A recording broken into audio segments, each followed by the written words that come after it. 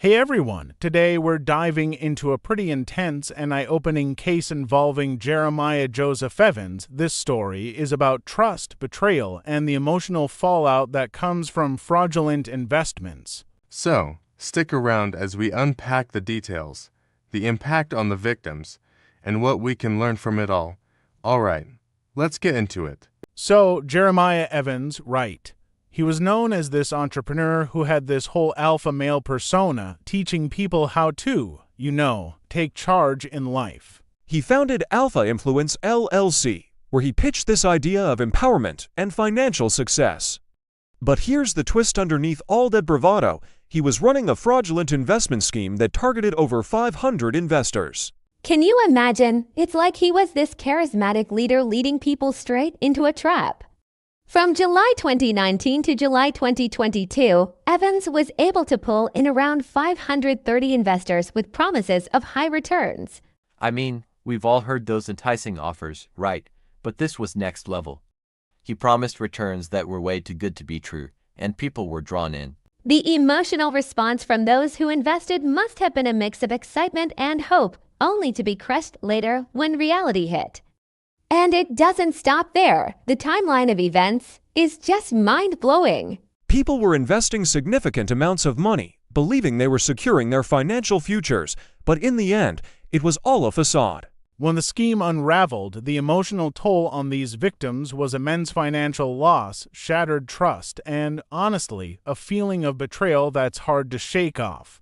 I mean, it's not just about the money, it's about the dreams and the futures they thought they were building. Now, let's talk about the legal side of things. Evans faced serious charges like money laundering and securities fraud. This case really highlights the importance of having proper licensing in investment offerings. You can't just go around promising the moon without the right checks in place.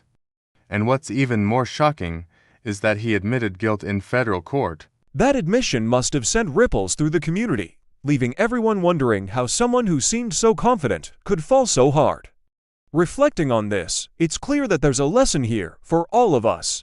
We need to be skeptical, especially when it comes to those high return promises. Like, take a step back and think, is this too good to be true?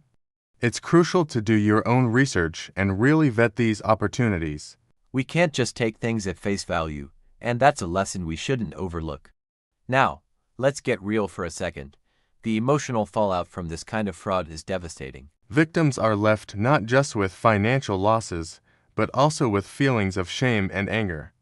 It's a tough pill to swallow when you realize you've been duped. But on the flip side, there's something to take away from this, maybe even a little gratitude. It's a harsh reality check, but it can serve as a wake-up call for all of us to be more vigilant and educated about our financial decisions. So, as we wrap this up, I just want to reflect on the broader implications here. This case isn't just about one man's downfall. It's about the need for transparency and integrity in financial dealings. It's a reminder that we have to prioritize our security and educate ourselves. If you found this story impactful, please hit that like button, subscribe, and drop a comment below sharing your thoughts or experiences. Let's keep the conversation going because we all need to look out for one another in this crazy world. Remember, knowledge is power, and together we can create a more informed community.